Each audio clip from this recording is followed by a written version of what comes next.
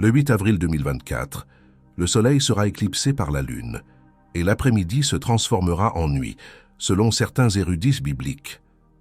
Ce n'est pas seulement une éclipse solaire totale comme les précédentes, mais c'est aussi un signe des temps, un présage biblique qui pourrait précéder le retour de Jésus. Nous allons examiner de près ce qui se passe dans le monde aujourd'hui et ce qui doit encore se produire pour que le Christ revienne, en plus de démêler la signification prophétique de ce phénomène astronomique. Est-il vraiment possible que cette éclipse soit l'annonce d'une catastrophe imminente? Nous sommes au bord de l'Apocalypse. Pour savoir quand Jésus nous a avertis de la venue du Fils de l'homme, il a mentionné au chapitre 21 de l'Évangile de Luc, verset 25, qu'il y aurait des signes dans le soleil, dans la lune et dans les étoiles, ainsi que sur la terre avec des nations en détresse et perplexes, et la mer et les vagues rugissantes. Avec ces mots à l'esprit, je vous invite à prêter attention à une publication faite par le journal américain The Washington Post, qui mentionne l'apparition imminente d'une éclipse solaire totale, un événement céleste rare le 8 avril. L'après-midi se transformera en nuit, s'étendant du nord du Mexique à la Nouvelle-Angleterre.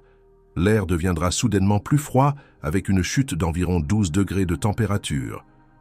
Dans l'obscurité, les oiseaux et les insectes resteront silencieux, tandis que les plantes confuses réduiront leur production de nourriture, et les animaux nocturnes tels que les chouettes et les chauves-souris commenceront à se déplacer. Ce sont les signes d'une éclipse solaire totale, lorsque la Lune bloque temporairement tout rayonnement solaire sur une bande spécifique de la Terre. Regardons cela sous deux perspectives différentes. Certains qui aiment la science diront que c'est quelque chose d'incroyable, un spectacle unique en son genre. Puis il y a ceux qui étudient la Bible et recherchent les signes que vous verrez d'une autre manière, se demandant si cet événement pourrait avoir un quelconque sens, s'il s'agit d'un avertissement de Dieu. Un site appelé Harbinger's Daily a écrit un article sur ce que dit la Bible à propos de cet événement dans un article intitulé « Éclipse solaire X de 2024, coïncidence ou avertissement final ». Ils ont mentionné que le schéma de deux éclipses, formant un X sur les États-Unis, s'est également produit au début des années 1800. La première éclipse solaire a eu lieu le 16 juin 1806, tandis que la seconde a complété le schéma le 17 septembre 1811. Une citation notable provient du site de New Madrid, Missouri, mettant en évidence la gravité des séismes de New Madrid, qui ont été les plus intenses de l'histoire des États-Unis, se produisant dans la vallée du Mississippi central. Mais leurs effets se sont ressentis même dans des villes éloignées, telles que New York, Boston, Montréal et Washington. Le président James Madison et sa femme, Dolly, ont vécu ces séismes à la Maison-Blanche. Les clochers des églises à Boston ont sonné en continu du 16 décembre 1811 à mars 1812. Pendant cette période, plus de 2000 séismes ont été enregistrés dans le Midwest des États-Unis. Environ 6000 tremblements de terre ont eu lieu dans la partie sud-ouest des États-Unis. Entre 1000 et 10 000 tremblements de terre ont eu lieu dans le buffet du Missouri, où se trouve New Madrid, près de la jonction des rivières Ohio et Mississippi. Dans l'histoire connue du monde, aucun autre séisme n'a duré aussi longtemps ou causé autant de dommages que les séismes de New Madrid. 3 des séismes ont eu lieu le 16 décembre 1811, avec une magnitude de 8,1. Le deuxième, le 23 janvier 1812, avec une magnitude de 7,8, et le troisième, le 7 février 1812, avec une magnitude pouvant atteindre 8,8.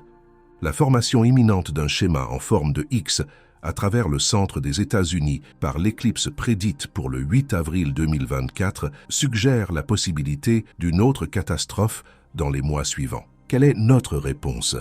En tant qu'enfants de Dieu, comment devons-nous gérer tout cela? Encore une fois, la Bible nous en parle dans Luc 21, 25, 27. Il y aura des signes dans le soleil, la lune et les étoiles. Sur la terre, les nations seront en angoisse et en perplexité au bruit de la mer et des vagues.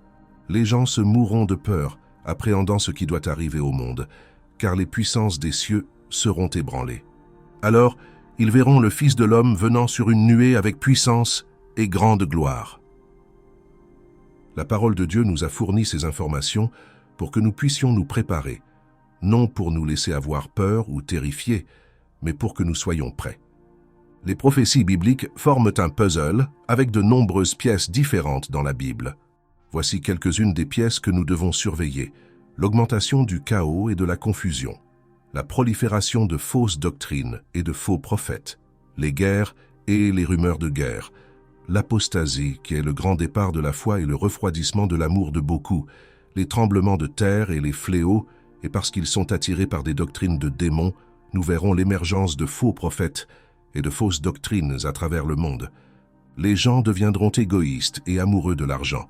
Ils seront fiers et arrogants, se moquant de Dieu, en agissant religieusement mais rejetant le pouvoir qui pourrait les rendre pieux.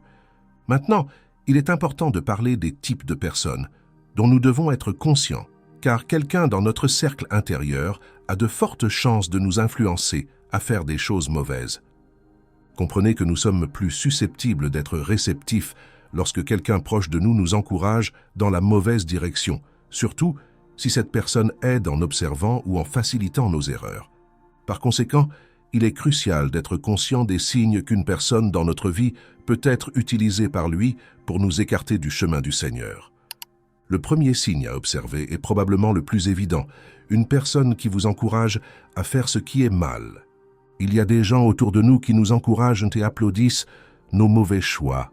C'est la personne qui vous encourage à aller là où vous savez que vous ne devriez pas aller.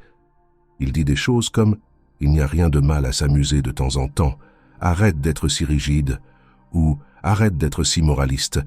Un verre ne fera pas de toi un pécheur. » Cette personne est dangereuse et représente une menace pour votre salut. Ne vous laissez pas tromper. La mauvaise compagnie corrompt les bonnes habitudes. Restez sobre. Soyez raisonnable, car il est temps de vous réveiller de votre sommeil spirituel. Vous pouvez demander comment la mauvaise compagnie corrompt les bonnes habitudes. Eh bien, ils vous encouragent à mal agir. Ils vous encouragent à pécher. Ils essaient de vous faire compromettre votre intégrité. Ils vous poussent et vous entraînent vers le péché. Et en tant qu'enfants de Dieu, dès que nous identifions ces personnes dans notre vie, nous devons nous en éloigner. Maintenant, le deuxième signe qu'une personne dans votre vie essaie de vous contrôler et de vous manipuler. Pensez à ceci. Le Tout-Puissant ne vous contrôle pas, ne vous force pas à faire quoi que ce soit. Le Saint-Esprit peut vous convaincre, mais la conviction dans le cœur et la manipulation sont deux choses très différentes. Dieu vous a donné un libre arbitre. Il vous a donné la capacité de faire des choix. Et chaque fois que quelqu'un essaie de vous enlever cela, chaque fois que quelqu'un essaie d'imposer sa volonté sur vous, alors vous devriez vous éloigner de cette personne. Si vous identifiez ce type d'esprit chez quelqu'un dans votre cercle intérieur, je vous encourage à vous éloigner. C'est ainsi que vous serez protégé. Le troisième signe qu'une personne est influencée par lui est ce que j'appellerais un facilitateur. Le facilitateur est en fait utilisé par l'ennemi, car cette personne va au-delà de vous encourager à pécher. Il le facilite. Par exemple, si vous avez tendance à la luxure, le facilitateur vous permettra d'agir sur cette luxure. Il fournira les ressources et tout ce dont vous avez besoin pour faire ce que vous ne devriez pas faire et être là où vous ne devriez pas être. Le facilitateur est une personne dangereuse car il rend possible pour vous de pécher. Et Jésus a donné un avertissement très sévère à ceux qui facilitent le péché des autres. Marc 9,42 dit que si quelqu'un fait trébucher un de ces petits qui croient en moi, il vaudrait mieux pour cette personne qu'elle soit jetée dans la mer avec une grosse meule attachée autour du cou. Ce sont des paroles fortes qui illustrent la gravité de la punition qui suivrait si quelqu'un conduisait d'autres au péché. Soyez prudents. Évaluez votre cercle intérieur. Y a-t-il quelqu'un qui vous entraînera dans le péché? Parce que si c'est le cas, ce n'est pas la personne avec qui vous devriez être en ce moment.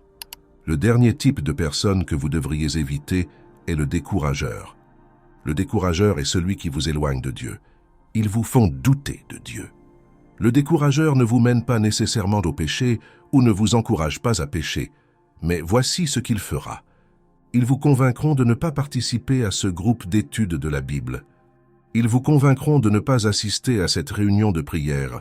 Ils vous donneront 100 raisons pour lesquelles vous devriez regarder le match ou assister à un événement. Soyez prudents avec ce type de personnes. Les mauvaises compagnies corrompent les bonnes habitudes. Priez pour que Dieu expose chaque individu qui a été planté par l'ennemi dans votre vie, mais surtout priez pour que Dieu vous conduise vers des personnes fortes dans la foi, afin qu'elles puissent être fortifiées et encouragées dans les choses du Seigneur. J'espère que ce message a été une bénédiction pour vous. Si c'est le cas, partagez-le avec plus de gens afin qu'ils puissent ouvrir les yeux à ce message. Si vous aimez le message, abonnez-vous à notre chaîne et activez la cloche de notification pour être au courant du prochain message.